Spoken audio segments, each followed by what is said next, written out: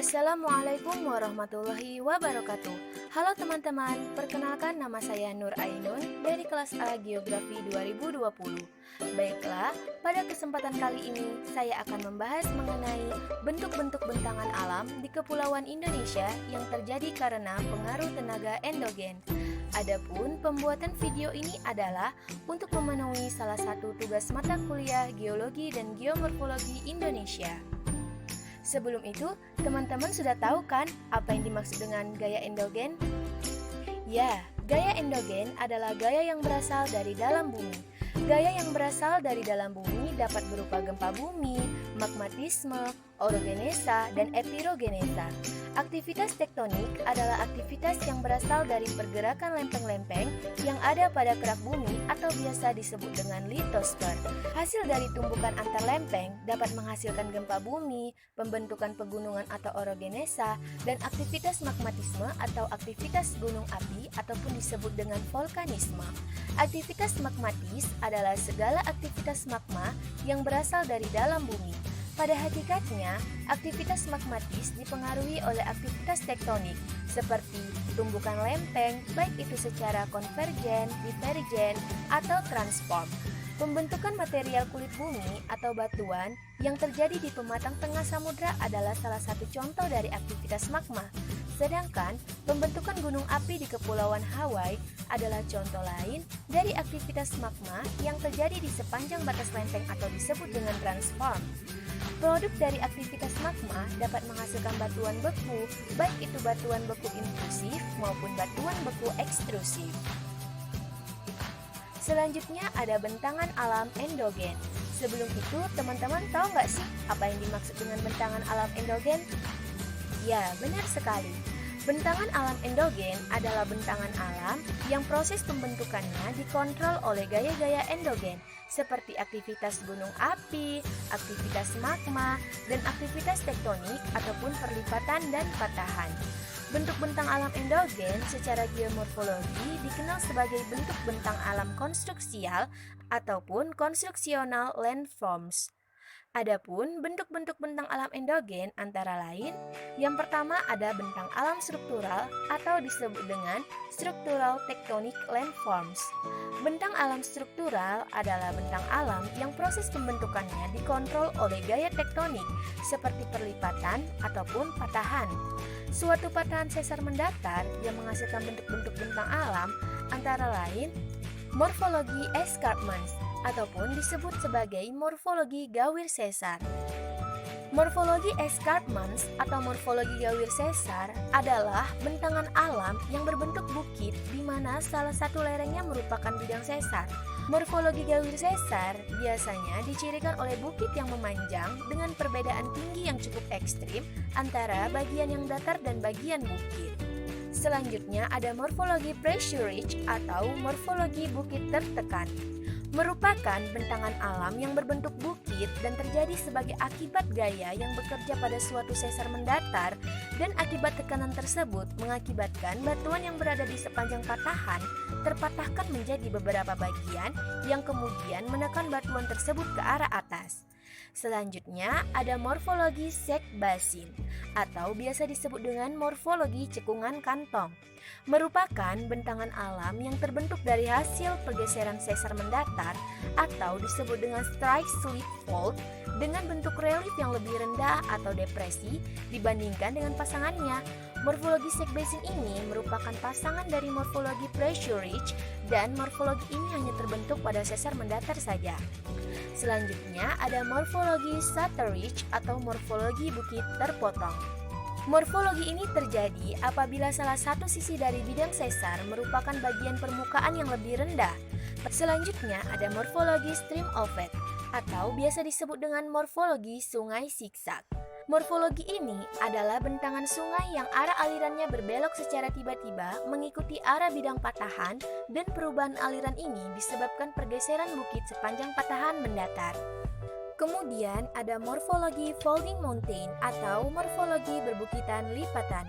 Merupakan bentuk bentang alam yang tersusun oleh batuan sedimen yang terlipat membentuk struktur anticline dan syncline. Next, ada morfologi anticlinal ridge atau morfologi bukit anticline.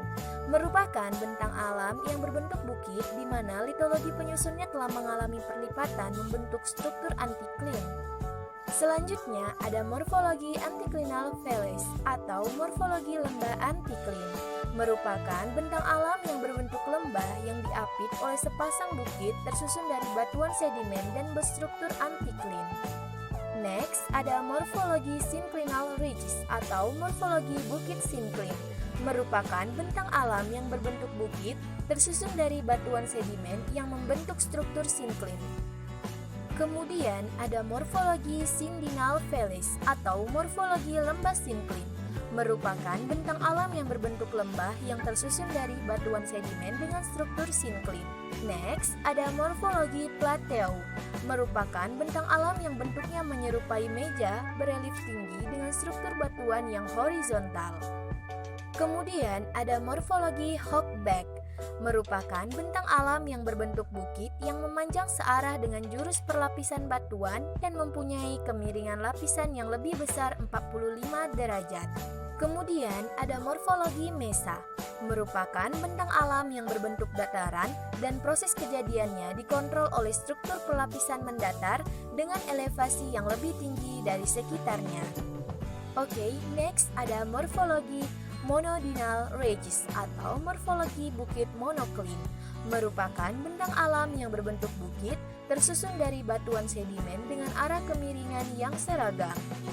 Selanjutnya ada morfologi block faulting ridges atau morfologi perbukitan patahan. Merupakan bentuk bentang alam yang terdiri dari bukit-bukit yang dibatasi oleh bidang-bidang patahan atau gawir sesar. Kemudian ada morfologi graben atau amblesan dan horst ataupun tonjolan. Morfologi graben merupakan bentang alam yang berbentuk depresi dipisahkan dengan morfologi lainnya oleh bidang patahan. Sedangkan morfologi horst merupakan bentang alam yang berbentuk bukit, merupakan bagian yang menonjol dibandingkan dengan sekitarnya dan dibatasi oleh bidang sesar.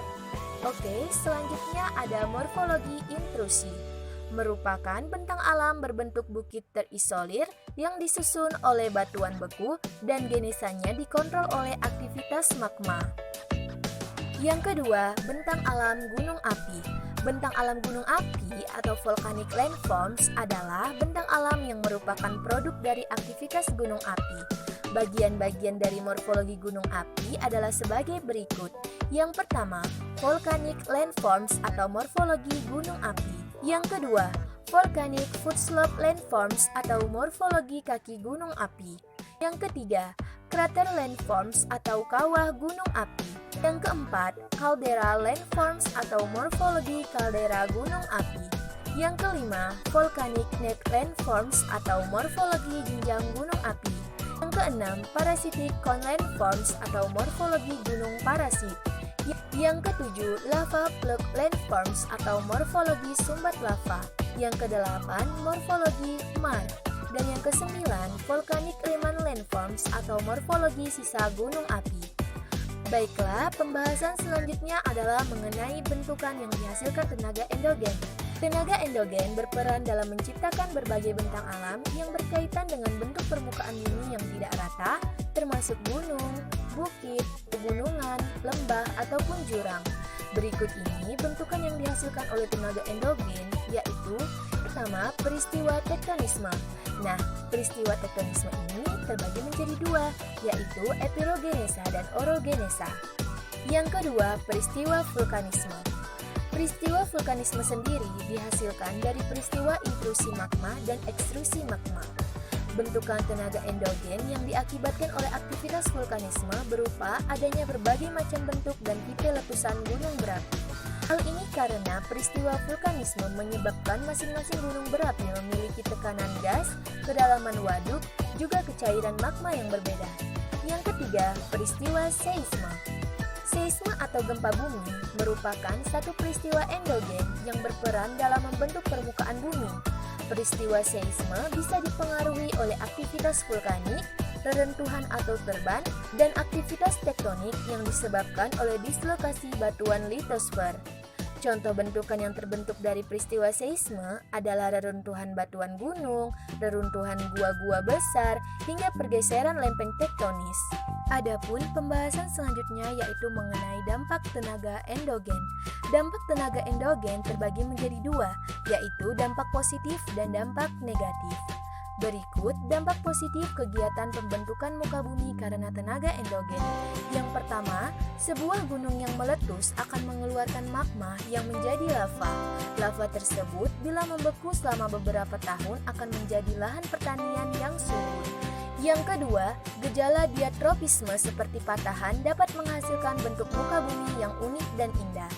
Yang ketiga, magma yang dikeluarkan oleh gunung berapi memuntahkan bahan tambang dan bahan mineral yang terdapat di dalam bumi. Dampaknya, wilayah sekitar gunung berapi menghasilkan berbagai jenis bahan tambang dan batuan yang bernilai ekonomis. Berikut adalah dampak negatif dari tenaga endogen. Yang pertama, letusan gunung akan mengeluarkan lava dan menyemburkan awan panas. Debu akibatnya akan merusak wilayah yang ada di sekitarnya. Yang kedua, gempa bumi yang sumber gempanya berada di dekat perumahan tanah mengakibatkan rusaknya berbagai bangunan. Jika sumber gempanya berada di dasar laut, maka akan menyebabkan tsunami dan dapat merusak kehidupan di sekitar pantai. Dan yang terakhir, gempa bumi yang terjadi di sekitar pegunungan salju dapat menimbulkan longsoran salju yang sangat merusak. Demikianlah video pembelajaran dari saya. Mohon maaf jika terdapat kesalahan, baik kesalahan kata maupun sikap. Baiklah, saya akhiri dengan wabillahi taufiq walhidayah. Wassalamualaikum warahmatullahi wabarakatuh. Terima kasih teman-teman.